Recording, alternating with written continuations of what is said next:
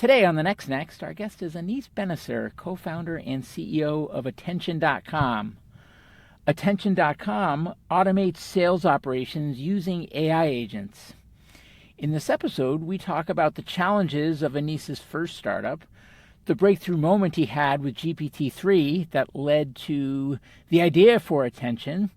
We talk about how Attention solves CRM filling pains, and Anis also elaborates on the evolving role of AI agents, the importance of launching products quickly and balancing innovation with practical application.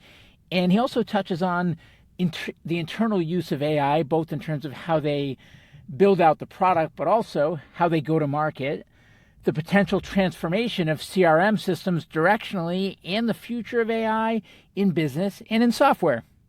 It's a great one, and I hope you enjoy it. But before we get started, I'm Jason Jacobs, and this is the Next. It's not really a show, it's more of a learning journey to explore how founders can build ambitious companies while being present for family and not compromising flexibility and control, and also how emerging AI tools can assist with that. Each week, we bring on guests who are at the tip of the spear on redefining how ambitious companies get built, and selfishly, the goal is for this to help me better understand how to do that myself while bringing all of you along for the ride. Not sure where this is going to go, but it's going to be fun.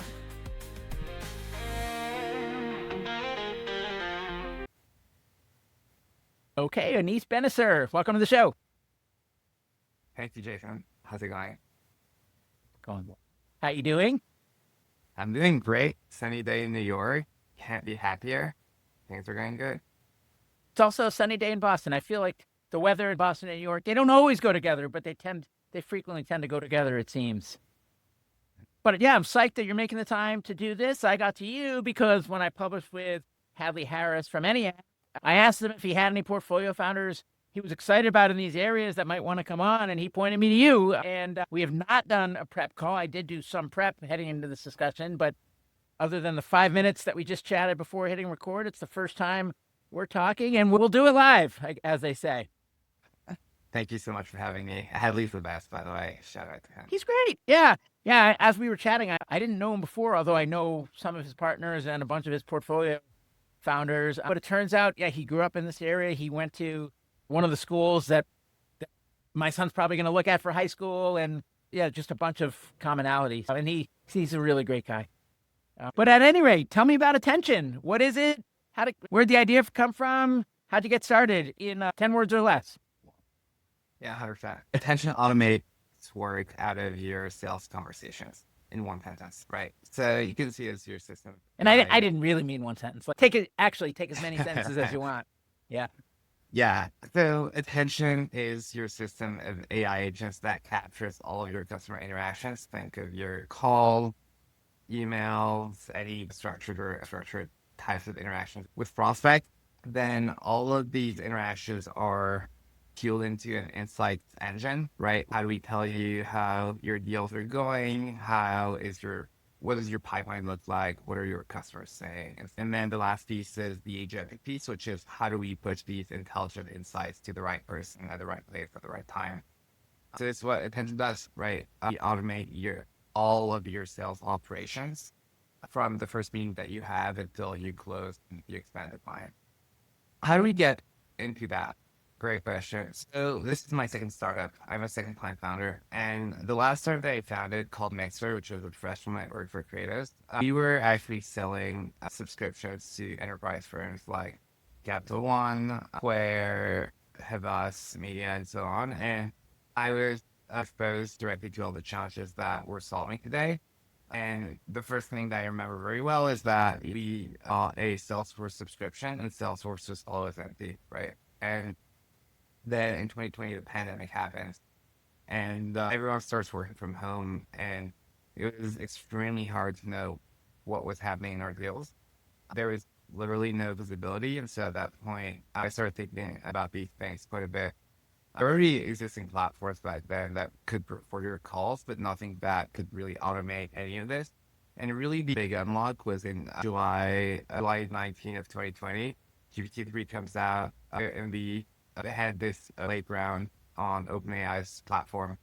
And start playing with it, and I could immediately see some pretty impactful stuff. And I think this is also when Jasper, not too long later, took off, and DLMs were already starting to be pretty useful, and I started realizing that you could feed a call transcript into the LLM.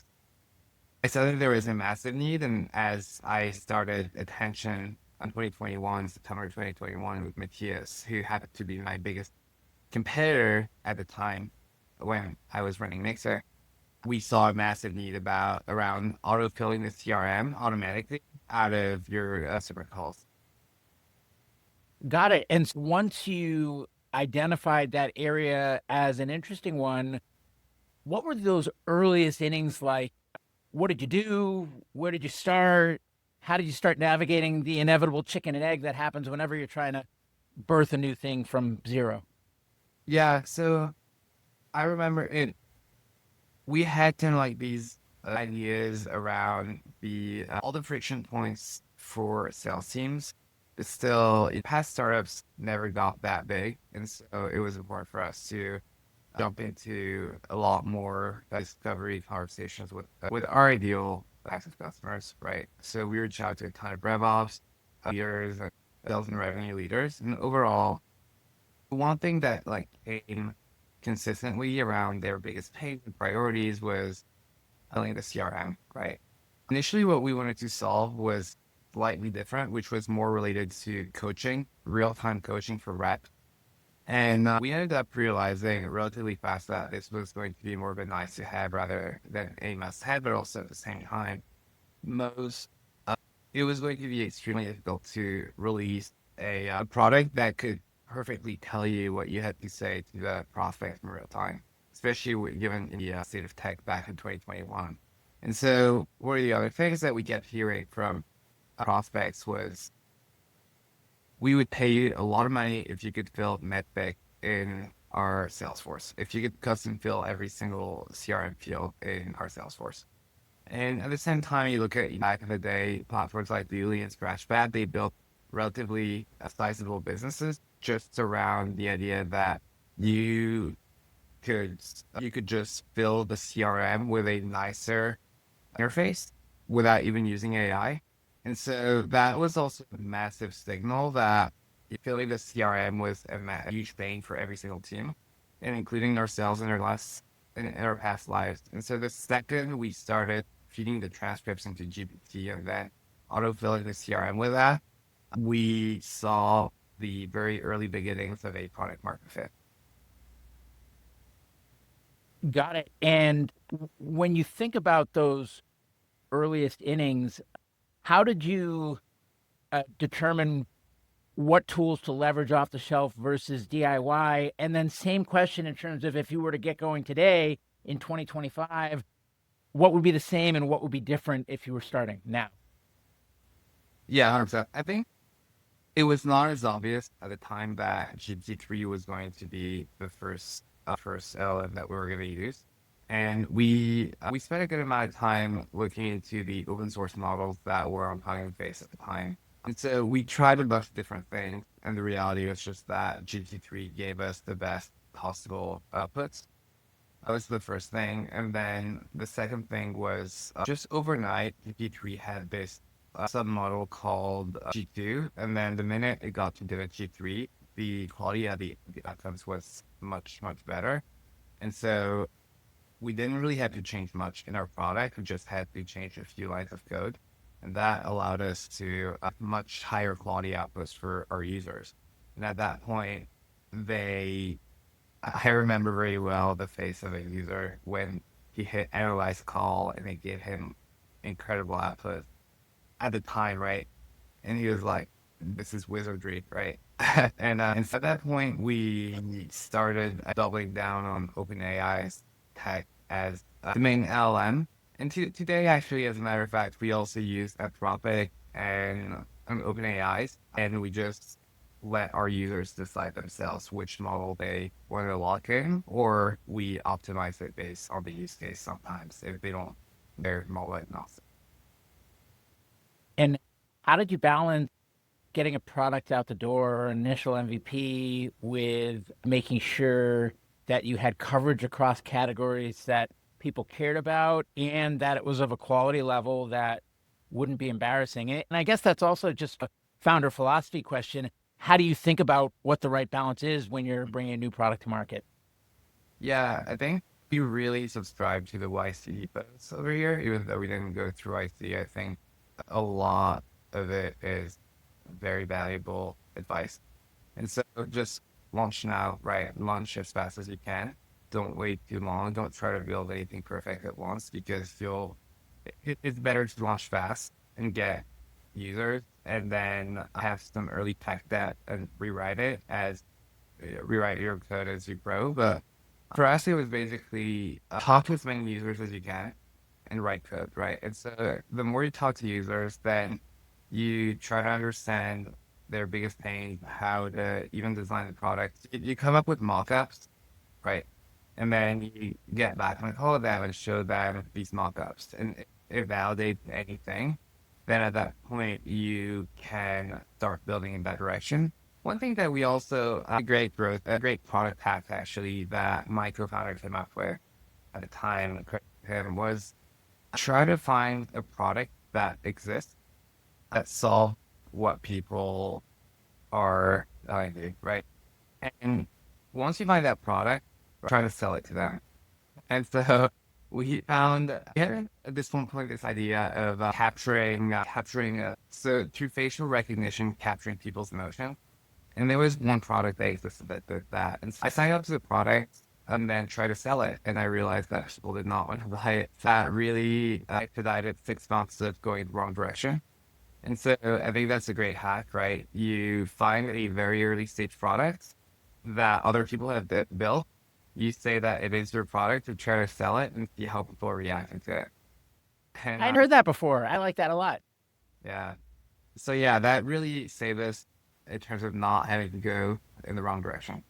And then over time, you start getting some users very quickly. You have to be very honest to yourself. And if you're seeing that they're not they don't love your product. They don't get back to you very quickly. They don't scream at you for something that could be improved.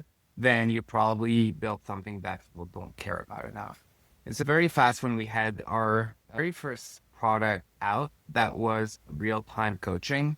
Our first design partner, their reps did not even care about the product. We tried to get them on calls to give us some feedback. You know what? Half of them did not even show up to the feedback call. The other half were like, "Hey, look, this is not that great. The feedback is not very helpful." We thought to ourselves, "Well, are we gonna spend the next few months trying to improve this and get this to product market fit, or do we iterate towards something either more adjacent to the same space that could be more useful, or do we just completely pivot?" And the other piece was when we went back to the drawing board, we started hearing more and more around pains of filling the CRM. And so within, I think it was about 4 weeks, we decided that we were going to build something that filled the CRM instead and completely stopped innovating on the real-time coaching piece. And that was the best decision, right? We start seeing, it was kind of this trifecta of no one was doing it. It was a massive pain. It was a step function in terms of improvements compared to what legacy tools were doing, like Scratchpad and Googly, where you had to manually input the data. Whereas here it was fully automated, right? And so that wedge, we were the first company to autofill the CRM based on conversations. And that lasted long enough to give us a bit of an advance to then build more, raise more money, and now go from a point solution to a compound product. How did you think about what customer you were building for in those earliest days? So as you were turning the corner and focusing on the CRM, was it based on size? Was it based on industry? Was it based on geography? How did you figure out what it was based on, and how specific did you feel like it needed to be before you put the product into the world? Yeah, I'd actually tell any founder not to overthink it, right? Back then, we were just trying to sell to. The only thing that we knew is that we wanted to sell to B2B sales teams, and didn't care about size as much. And as a matter of fact, our first design partners were tiny companies, right? Series A startups, actually never bigger than Series A startups, because no one else will actually give you a chance, right? If you go to a company like RAM or Brex and they have such well-defined processes, you don't want to mess up with them, right? I remember when we actually launched our products to the market. Within week 3, we had one of the largest US companies that came inbound and wanted to buy our solution.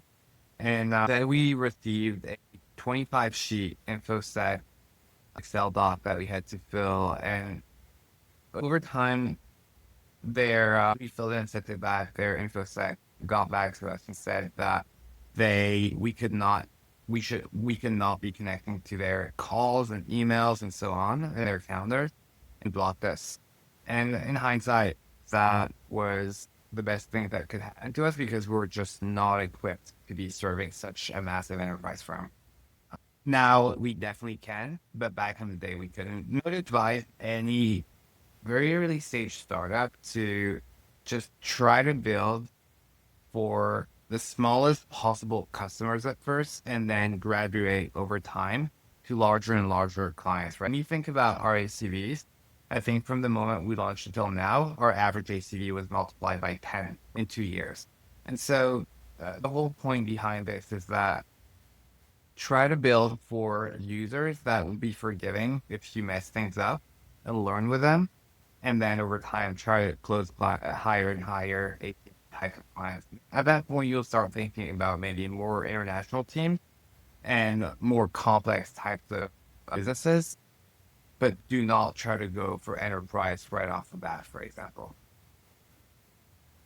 And one thing that's fuzzy for me is I'm still sorting through. It's like, okay, so if you use AI, for example, it's like you can use an LLM or you can use your own model. And then it's like, if you use an agent, it's like, oh, now the agent's actually out doing it. So it's not you using an LLM, it's the agent that's out doing stuff. I've heard you talk about on other shows that you have a fleet of agents in house. And I guess my question is, when it came to building the product that's going to listen to these calls and then populate the CRM, it seems like there's a chicken and egg, because you need the data, but where does the data come from? And then once you have the data, is it you that does it for a period of time and then you're training a model to do it? And then where do agents fit in? I guess just walk me through practically. I guess one is just definitionally how you think about what this stuff means. And then two, which aspects you do, which aspects the machines do, and then how that pendulum shifts over time, if at all. Yeah. So as a business at the application layer, we don't train a model. And I think a year or two ago, a lot of VCs were getting this wrong, where they were telling you, hey, you're just a VC wrapper or an OpenAI wrapper. The reality is that as a business at the application layer, you should not train a single model. You should spend time on improving the infrastructure of your product, on improving the UI, on making sure that you're building things that users want.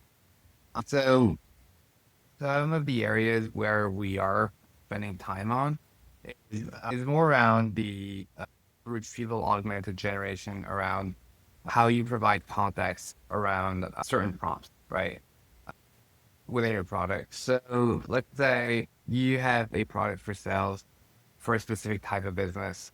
You may want to describe everything about the business and how that sales team operates, so that certain agents will give you the output that you're looking for. So that's like the world where those startups at the application layer are at today. And then over time, yes, when you're having agent to agent interoperability, they will speak to each other. There's a lot of thinking around how you take the unstructured data and restructure it into specific output, whether it's through a JSON or whether it's however you want to structure it. And as you restructure that data, that's kind of what could get fed from one place to another. The whole point here is that you shouldn't really think too much about how you're going to train any models or these agents should be talking to one another. I think that there's a lot being built at the infra level, around the models getting better, and now MCP and also AQA, the protocols that are getting adopted, those are also going to get better and better. And so you may not want to go against the wave there. You want to ride the wave the right way. And so you want to think about how these different models and protocols are going to keep getting significantly better over the years, and how you should build a platform that only keeps getting better as these models get better. Right? There's a new model that comes out, you should be able to swap out the old model with a new model in certain cases, or allow your users to use the latest model as well if they want to. And then where do agents fit into all of this? It'd be great to understand just your agent journey. Like, how did you start with agents? What was the use case? How did you figure out whether to build them in-house or use the off-the-shelf agent building tools? And what have you learned along the way that might be useful for others that are not as far down the path? Yeah, I might be wrong, but the way we're thinking about it here is that, so first of all, let's define an agent, right? Because I think that's something that is fuzzy to everyone. What is the difference between a workflow or an AI-enabled workflow and an agent? And I do want to be clear about this. An AI-enabled workflow, you'll tell, hey, these are all the different steps that I want you to follow. And you may use AI in some of the steps, but it's very deterministic. An agent, actually, you have what we call here, or at least within our internal frameworks, you have three different levels of agents. The first one, and over time they'll get more and more autonomous, but I think the world is right now at a point where you can tell an agent, I want you to find this for me, right? Or I want you to do this for me. And the agents will be able to find the steps themselves without you telling them what those steps are. And it will most likely get it right. So it will define every single steps without you building every single edge case and loop and if else statement and so on. I think the world is going to get to a point where you set a level above where the agents, you actually just give them a problem and they go out and solve it for you. So something like, hey, our conversion rates have dropped 10%. Go figure out why and do it for me. So at that point, the agents will be able to build all these systems and processes to give you what you're looking for and solve that problem for you. And then the last piece, which is kind of the holy grail, an agent, because it's all connected to every single system that you have, being able to identify the right problem and tell you, hey, I actually noticed that 10%, that your conversion rates have dropped by 10%. And these are all the systems and processes that I built for you. I think this is where the world's going to get to. Now that we defined what an agent is, I think, how do you make sure that you build the right agent? I think today, a lot of companies are rushing towards building agent builders that allow you to build the first layer that I just spoke about, right? Which is, I want you to build this, figure out how to build it. The second piece, I think as we get to the second and third level, a lot of companies will have figured out how to have one agent builder speak to another agent builder, right? Let's say the attention agent builder speak to the Clay agent builder, the Zapier agent builder, and so on. But I do think one thing that is very important is, how do you think about your specific, or not just agent builder speaking to agent builder, but what I actually kind of meant, attention agents speaking to Clay agents, speaking to Zapier agents, speaking to all sorts of agents. And so there will be more and more adopted protocols around how to do this well. I think just the internet was created. I think I know that Google released A2A as a protocol. I don't know much about it, but I know that this could help with this. So the whole point here is that, how do you adopt the best agent builder for your use case? Right? In our case, we're building something for the bottom of funnel, and attention might be the best possible platform today to build AI agents for your bottom of funnel sales. Maybe Play could be your best AI agent builder in a few years or even a year from now. around your top of funnel, right? Prospection or Unify, right? Which is also another great company at the top of the funnel. They could be your best company to build AI agents that capture your signal and then turn those into outbound. And so we could see a future where a user has their attention AI agents, their unified AI agents, and they all speak to each other, and they be speaking to each other via these protocols. Does that? I feel like I went pretty deep into that one, but does that make sense for you? Uh, it does. I think one of the there's a lot of talk about how it's like no code tools and you can just go as a non-engineer and you can, but like understanding how these pieces fit together and then catching when there are hallucinations or mistakes or whatever. It seems clear that there needs to be that trained eye that oversees it. And I think what's also murky to me is, for example, you might have said when you were heading out, we're not just going to build a tool that populates the CRM, but we're going to use this as the tip of the spear to build a new CRM, right?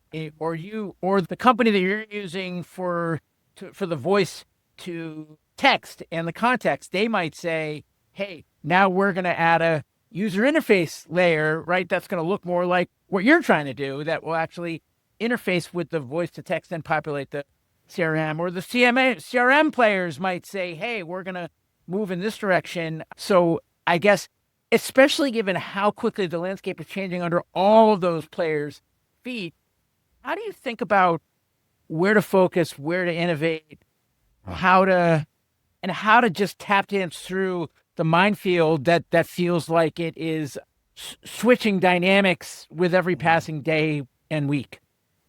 Yeah, good question. There's a ton of convergence, right? Like you're seeing a lot of players that we would have never even thought could be competitors, could be competing with us on one feature or one use case that we have, for example. So that's something that can happen. The reality is, I think if you hold as your compass just what customers want as the North Star, I think you're going to be in good shape. I think a lot about it. What if, what if one day OpenAI built this mega platform that just wipes out trillions of dollars of software value through building something that just aggregates everything, aggregate all the use cases into one platform, right? You're starting to see a few steps that direction, right? Now you can connect your Google Drive to ChatGPT and you can ask questions across your files, which is the Glean use case. And you're seeing, in other words, you're seeing infra players playing more at the application layer, which is really interesting. The initial point around the direction you take, I think that if you keep in mind what customers want, and not necessarily just the features that they ask you to build, but actually the pain that they're dealing with, and it's your responsibility as a founder to reinvent from a UI perspective and UX perspective what that's going to look like, then you're going to be doing great things. Now, an overall direction that we're taking is just more and more autonomy within the AI agent that I just described earlier, right? So going from like level 1 to level 3 agency and what we're building, I think we're going to be in a great shape. And I guess similar question around the tool selection under your feet, right? Because I've heard from anecdotally that it can be hard where sometimes you build a feature based on an existing tool set, but by the time you launch the feature, the tool set under your feet has changed and your architecture decisions, for example, might be outdated. How do you keep up and how do you make any decision? Is there such thing as for the long term anymore? And I guess what I mean by that is I bought my car, right? And someone said, well, gosh, that was dumb because the technology is changing so fast. Like you're better off with a lease because by the time that lease is up, your car's going to be so outdated relative to what's available at that time. Like, why would you want to hold a car for the long term? And so, like, is that also happening with everything? Does that manifest with all the infrastructure and vendors and tool sets that you're using to as a foundation for your offering? Yeah, that's a great question. That's really hard. right? It's extremely hard and painful. And we think at some point we should build this feature this way, and then MCP comes out and make all the tech that you built for a year or two completely obsolete, and then maybe there would be something else than MCP coming out in a year from now that will make everything that you build now completely obsolete. The reality is, I think teams will have to be more and more flexible around being comfortable around ripping and replacing versus having this kind of like big go around the proprietary tech that they build, right? You might, and I think that's where our engineering team has done a great job here at always questioning the foundations that we built software on, go back to first principles, and if there's something that will make it 10x different in the features that we're serving our clients, then we should probably go in and rewrite those features, right? So that's from a feature building perspective. A tooling perspective, I look at independently from our product. I think from a, let's say, from a go-to-market things, we're always reevaluating our tool and always looking out for new vendors and always looking at what's best in the market. So if there's something better, we'll go out there and rip and replace or the tooling. Back when as we discussed before we hit record, I happened to build a company that was built a mobile app that was in the App Store right at launch. And then when Android came out, we were there for the Android launch. And so we ended up spending a bunch of time ongoing interfacing with the Android developer relations and with the Apple developer relations. Does that dynamic exist at all with the LLMs? Yeah, so we have relationships actually with Anthropic and OpenAI, for example. So that definitely exists. In our case, the way that we've been doing this is we started out with one LM that we're using, right, with OpenAIs, and then we included Anthropic. And we're doing the same, by the way, with transcription providers too.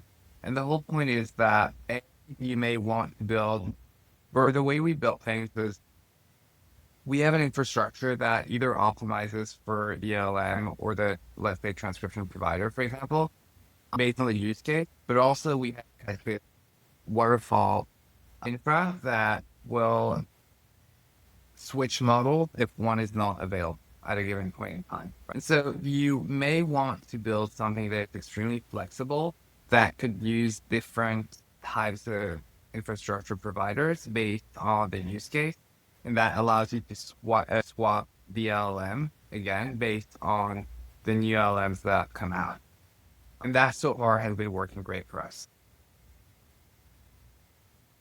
How do you think about network effects, if at all? Yeah, in the B2B world, it's relatively difficult, right? It depends on how we define network effect. If it's from a people perspective, it is relatively hard just because of privacy in the B2B world.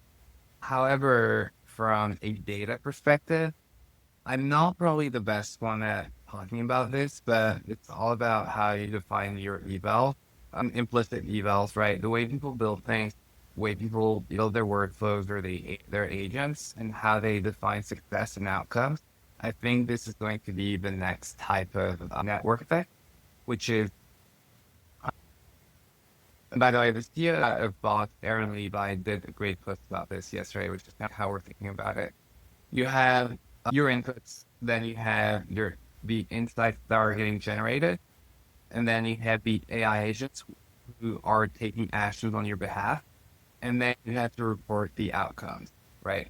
And the outcomes, I'll give you an example in a second, but then once you have all of these that are getting tracked, then you start having a flywheel of success definition over time through propensity models or however you want to think about it, that you then every time you're successful at something, tightening that feedback loop with the types of insights that are being generated and then the types of actions that should be taken, right? And so that's how you get a flywheel of success. And so I'll give you a very simple example. Let's say you have an insight out of a deal that says, this is how you should build a customer business case, right? After the third or the fourth call, right? An AI agent will build that for you. You'll share it with your client, and then over time, you'll start capturing success, right? Success being, did this convert to a call, another call in the process, or has this deal been marked as closed one in your CRM? So over time, you get so much data that you can know at a specific point in time that if you share this type of business case at call number 4 instead of call number 2, that might make you more successful. And so your system will start making smarter and smarter recommendation thing in a compoundingly intelligent way for your users to be able to make them more successful. And so you end up closing like that gap, that knowledge gap for teams, and you'll start to make them more and more efficient over time.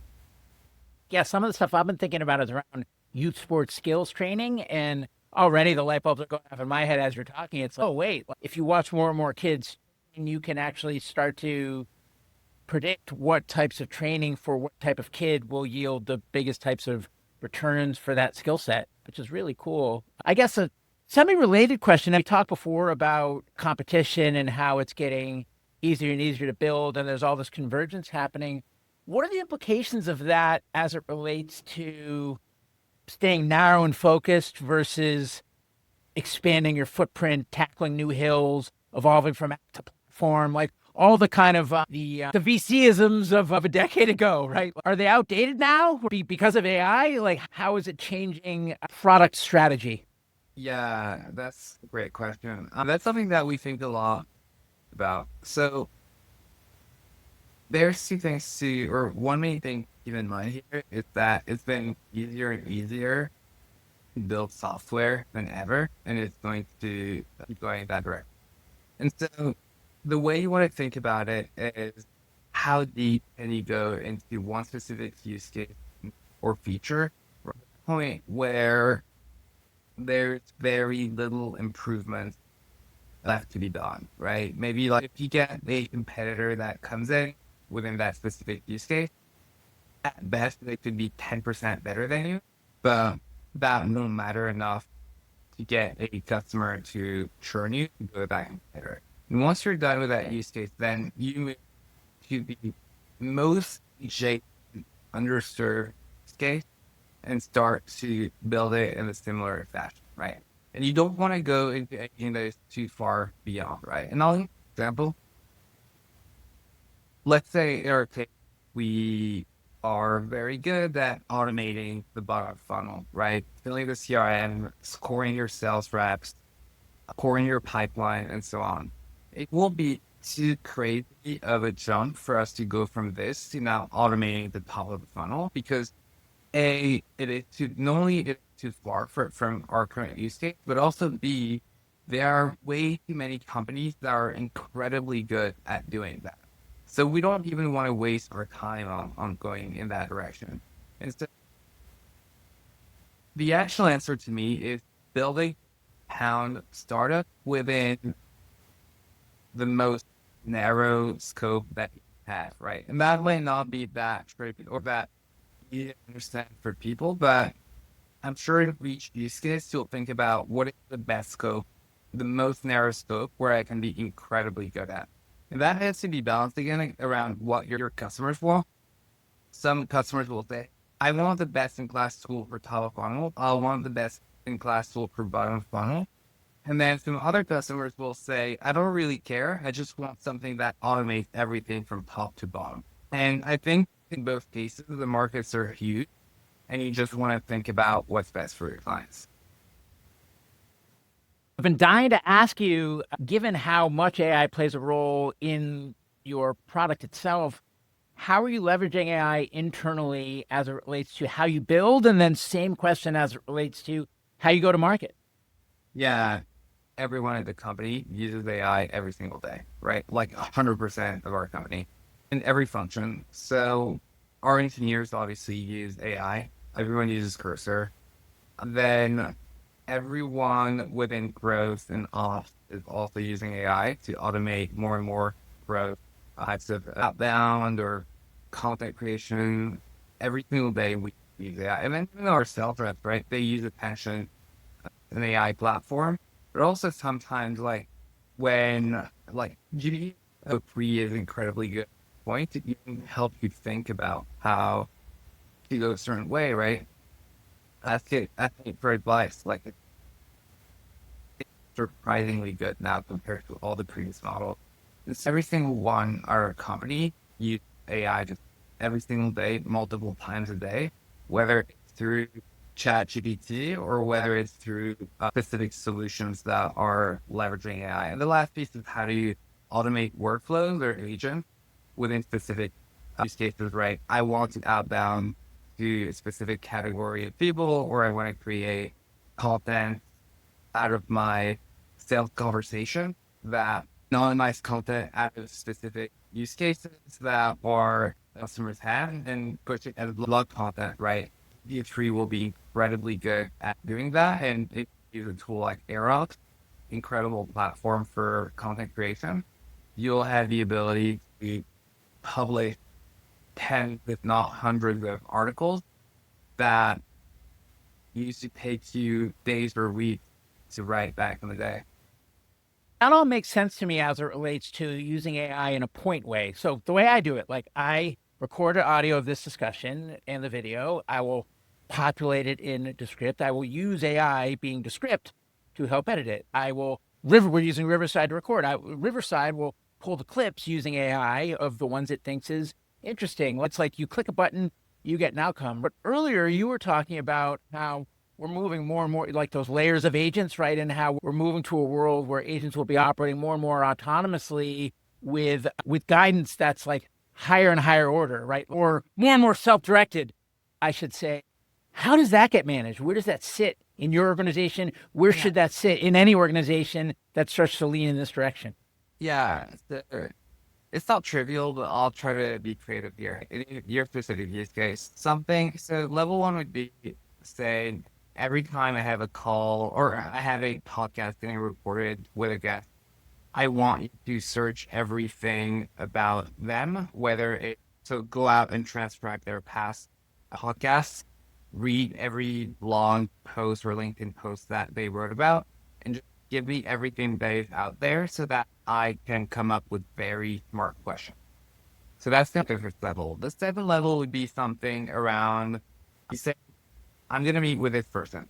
And then it figures out the entire system process, figures out the questions for you, email them the questions so that they can be ready for the podcast, and then can do some back and forth before the podcast getting recorded. The last level of autonomy, if I were to think about it, AI agent saying to you, I listen to all of your podcasts. And it does seem that I were to send these specific emails to the guests before they come on your podcast and interact back and forth with them. That will give the best possible episode for your guest. Is that Yeah. crazy? Yeah. I think about, as we were talking before we hit record, I send these weekly updates on my journey as I'm trying to figure out what to build next. And then I'm kicking out 2 podcast episodes a week. It's been several months. So they're starting to add up. And it's imagine if a model, like, and whatever that means, a model, right? But someone ingested all of all these long form discussions and then all those newsletters and help me figure out what I should do, right? It's like in some ways it might know me better than I know myself. So 100%. yeah. But so that direction's exciting to me. What's hard for me though is actually translating that from a theoretical vision dream to a practical reality. What tools should you use? What are the steps? What skill sets do you need around the table? How much data is enough data? Just that's where I haven't quite gotten to that granular level yet, which is why all I do is talk about it and get excited, and I haven't actually done anything yet. Yeah, I think that's a good point. Just get building, and that's okay if some things could be obsolete in 6 months or a year, because at that point you'll know so much more about your users and who you're building for, and you could just go back and rip and replace whatever you built. Yeah. But is it so straightforward that you hear that and it's like, oh, you should be using X and here's what the steps should be? Or is it like, oh, every case is so different that it would require me to bring in an army of McKinsey consultants to do an analysis, and that like how does one figure that out? I honestly don't overthink. It is hard to balance, sure, of how you build things, but the reality is, can I just build something that my users want?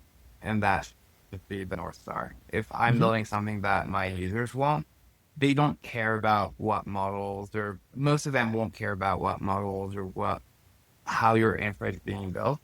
Just build something that is truly useful for them. It's that I wouldn't really overthink it. That could contradict a lot of things that I said earlier, but it just what YC says is launch now, and I'll just launch something as fast as possible.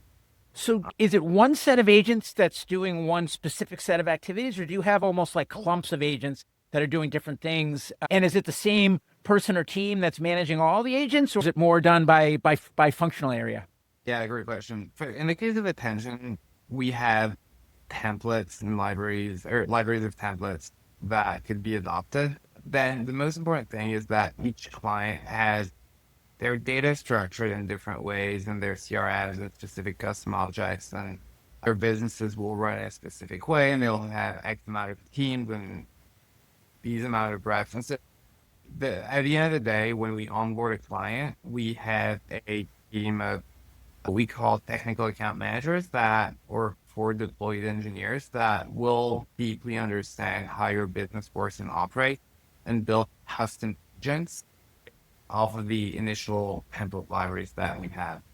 I think over time we could get to a world where these agents understand your business for you and can actually get built without the help of the for deployed engineers. If you were a betting man looking forwards, will the set of CRM kings and queens in this era be the same set of CRM kings and queens in the next era, or would the landscape look different? Yeah. I think the leading CRMs will be seen as data warehouses in the future. And this is the entire bet that attention is making, right? We want to become the system of cognition that sits on top of your CRM, right? Your CRM ends up being like a data warehouse where you have all the data, it's kind of your spine, but then the super intelligence comes from a product like. Huh? So you have no aspirations to build a CRM. It's more like adding a layer of intelligence and then sucking more and more of the intelligence away from the CRM over time, so that the end customers are reliant on you and not necessarily their CRM of record.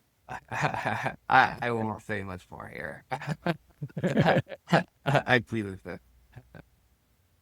So, given how much you're leaning into AI, what are the implications as it relates to hiring, as it relates to capital efficiency, as it relates to timeline to exit or exit size? Like, how do you think about just practically how it changes the odds or the risk calculation when you're determining how to fund the business, for example, or how to hire? Question. Yeah, I love that question. I think we're here at Attention. We're incredibly, as a business, we're incredibly efficient.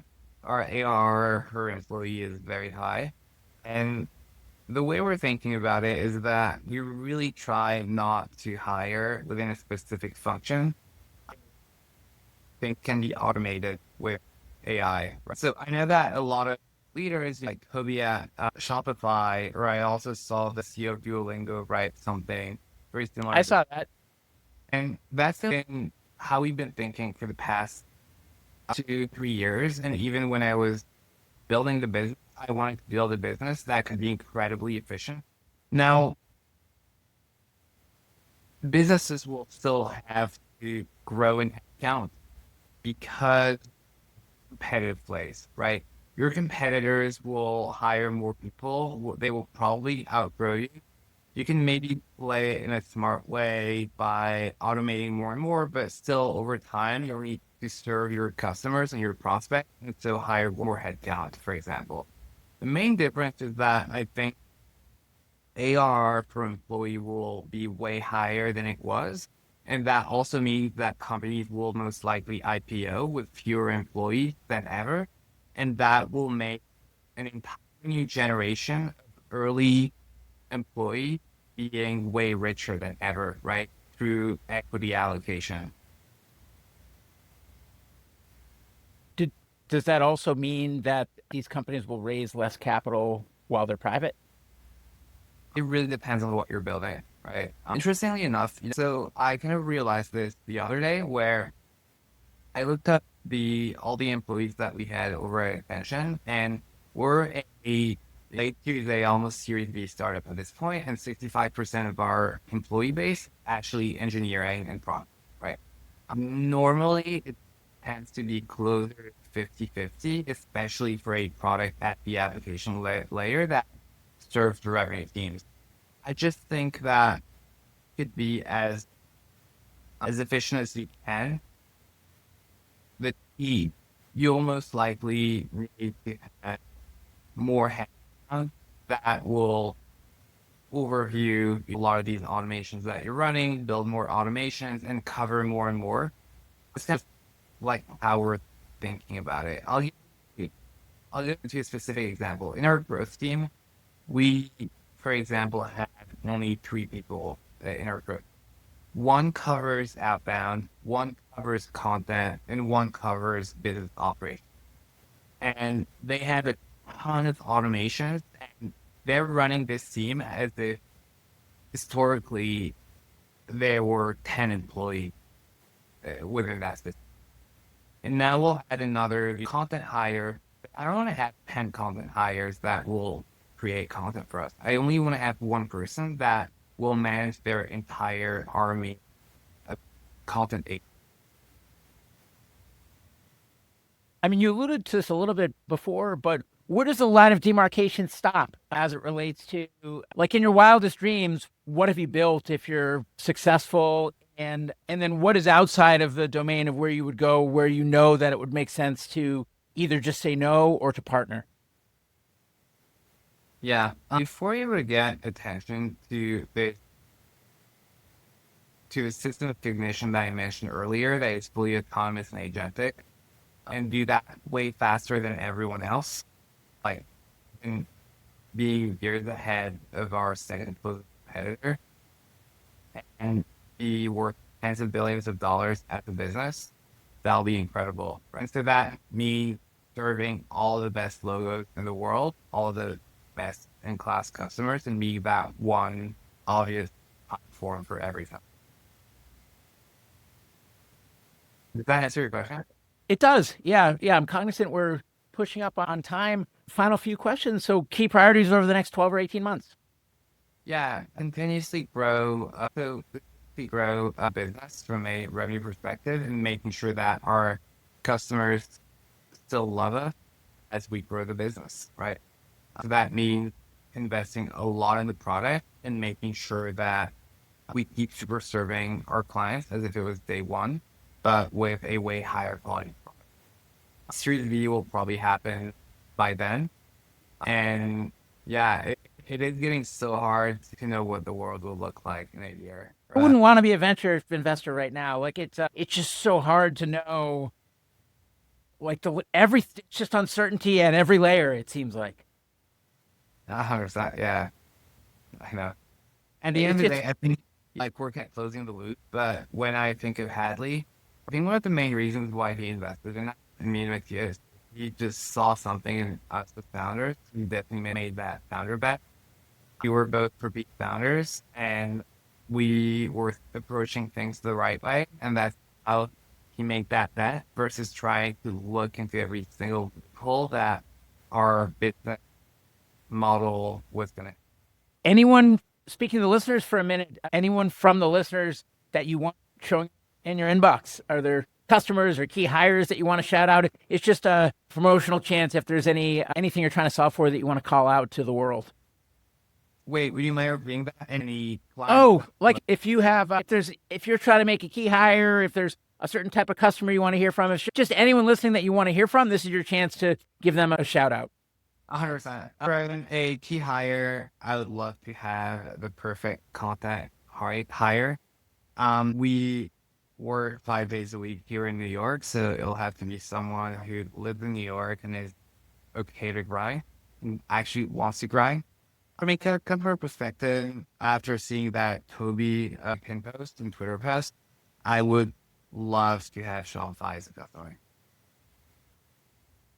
Okay. I know Toby actually was an avid listener of my last podcast. I don't know if he listens to this one, but maybe he's listening. And anything I didn't ask, Anis, that you wish I did, or any parting words for listeners?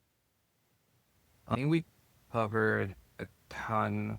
I'll just repeat maybe a few shout outs to other platforms that I think will do great things. They're actually also customers of ours, and we're very happy to have them.